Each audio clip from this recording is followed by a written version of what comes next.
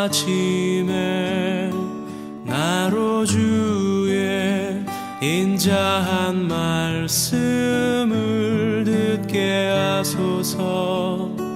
내가 주를 의뢰합니다. 나의 다닐 길을 인도하소서.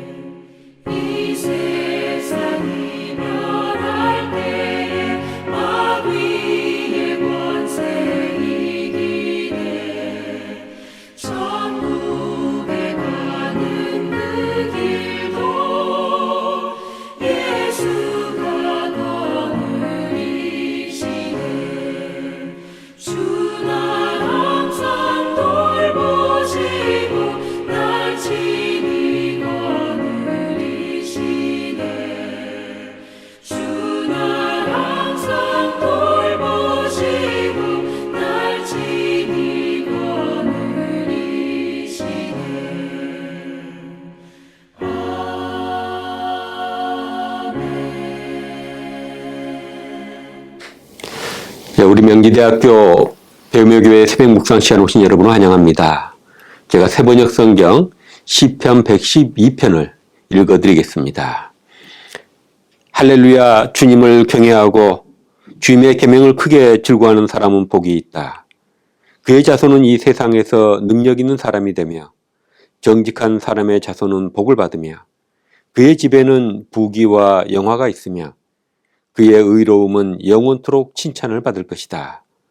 정직한 사람에게는 어둠 속에서도 빛이 비칠 것이다. 그는 은혜로우며 긍휼이 많으며 의로운 사람이다. 은혜를 베풀면서 남에게 꾸어주는 사람은 모든 일이 잘 될 것이다. 그런 사람은 일을 공평하게 처리하는 사람이다. 그런 사람은 영원히 흔들리지 않을 것이다. 의로운 사람은 영원히 기억된다.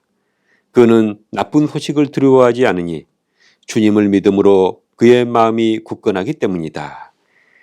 그의 마음은 확고하여 두려움이 없으니 마침내 그는 그의 대적이 망하는 것을 볼 것이다.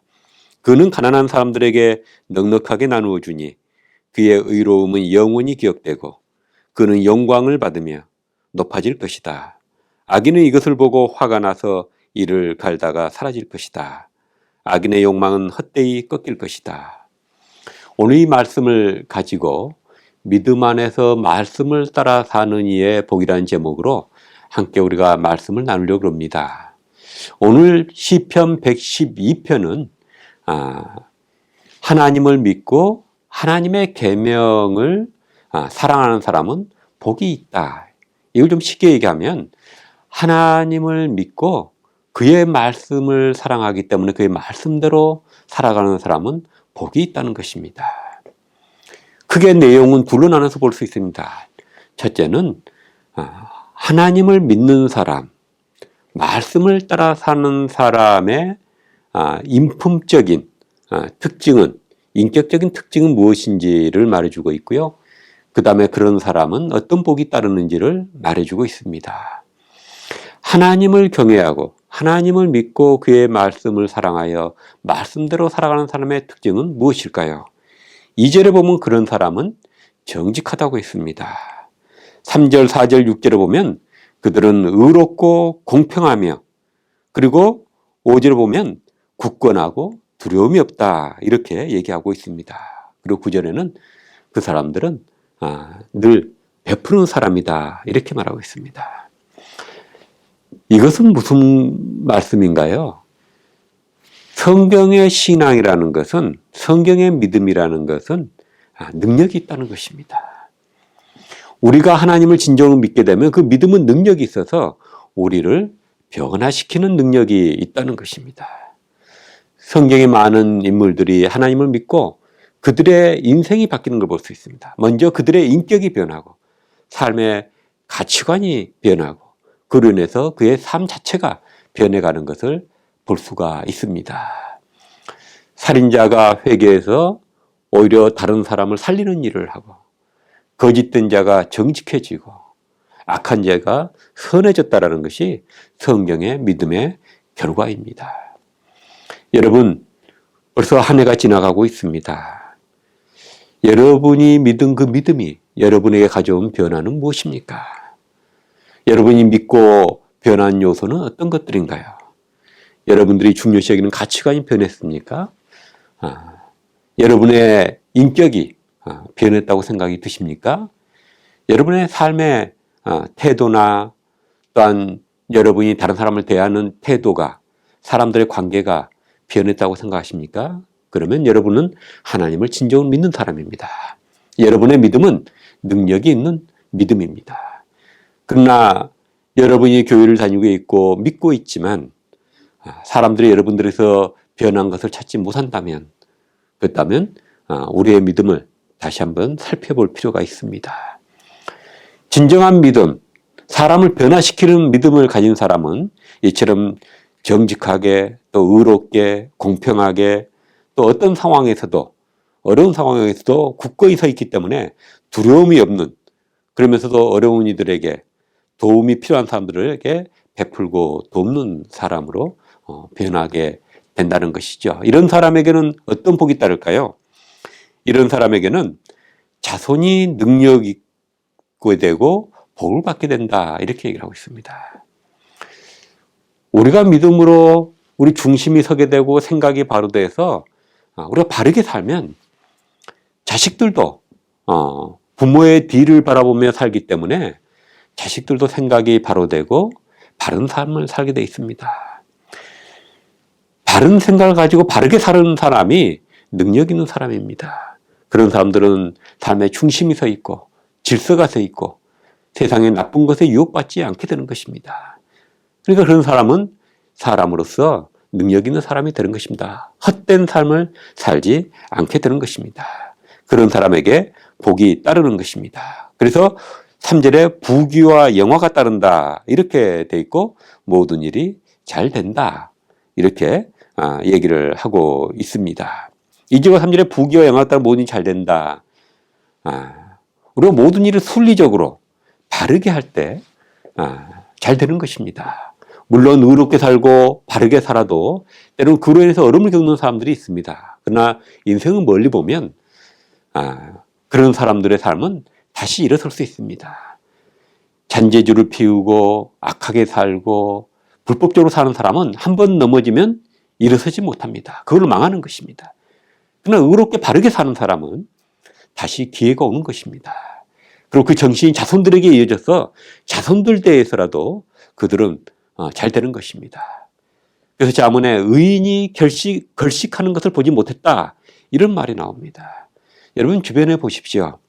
부모가 바른 사람은 그 자손들도 바르게 되는 것을 볼 수가 있습니다. 또 바르게 사는 사람이 결국은 때로는 시련을 당한다 할지라도 결국은 악인들, 대적들을 이기게 된다고 8절 10절에 얘기하고 있습니다. 그리고 그들의 의로운 삶은 사람들에게 기억되고 선한 이항력으로 남게 된다는 것입니다. 그리고 영광스러워질 것이다. 영광받고 높아질 것이라고 9절에 얘기를 하고 있습니다. 바른 사람이 사람들의 존중을 받으니 영광스럽게 되고 높아지는 것입니다. 이 말씀 어떻게 보면 현실에서는 다르다. 요즘 바르게 살면 손해다. 이런 얘기들이 있는 시대 아닙니까? 그러나 예수님도 진리대로 따라서 고난을 받았지만 결국은 부활하여 승리하게 되고 예수님의 도를 따르는 사람이 지금 세계 23억이나 되고 세상에 얼마나 큰 영향을 미치게 되고 세상의 구원을 가져왔습니까? 현실에는 악인들이 득세하는 것 같지만 결국엔 악은 하나님의 심판을 받고 결국 하나님의 정의가 이루어질 거라는 것이 성경의 말씀입니다. 그런 의미에서 기독교 신앙은 낙관주의입니다. 마지막은 주님이 이긴다. 마지막은 진리가 이긴다. 하나님이 역사의 주인이시니까 하나님의 뜻이 이루어질 것이다 라는 게 신앙의 믿음입니다. 새해를 우리가 맞게 됩니다. 우리가 믿음대로 살고 바르게 살려고 하다가 어려움을 겪었습니까? 그냥 포기하지 마시고 기도하십시오. 하나님이 역사의 주인이 되시고 믿고 바르게 사는 사람의 삶이 바로 서게 될 것입니다. 기도하겠습니다. 아버지 하나님, 세상을 바라보면 악인들이 더 잘 사는 것 같고 편법적으로 불법적으로 사는 사람들이 더 흥한 것처럼 보일 때가 많습니다. 그러나 멀리 보면 결국은 악을 일삼고 편법과 불법을 일삼는 사람들이 결국 무너지는 것을 봅니다. 우리는 주님 안에서 믿음 안에서 주님의 진리를 따라 살게 되고 따라 살고 또 그 진리를 따라 승리하는 제들 될 수 있도록 인도해 주시옵소서. 믿음을 따라 사는 것이 바로 우리 인생의 집을 반석 위에 세우는 것이라는 것을 우리가 확신하고 어렵더라도 주님을 따라가는 것에 우리가 확신과 열정을 가지고 나아갈 수 있도록 인도해 주시옵소서. 예수님의 이름으로 기도드립니다. 아멘.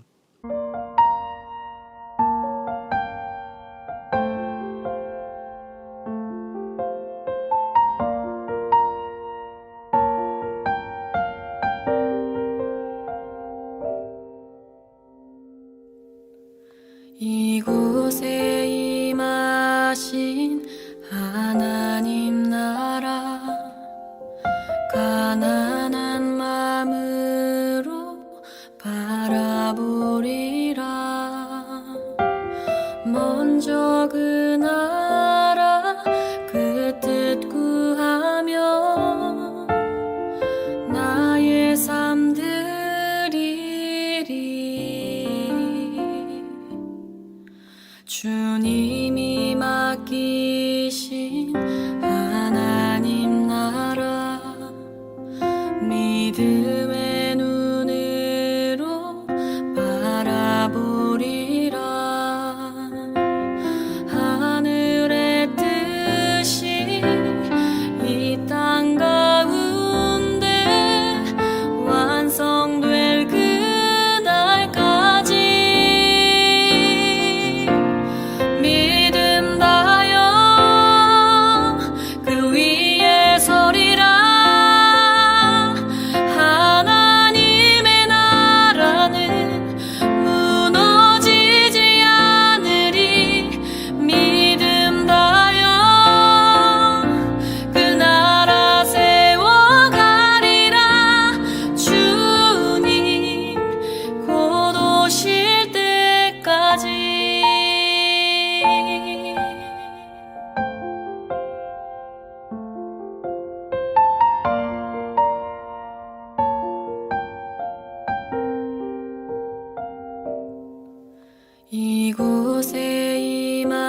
하신 하나님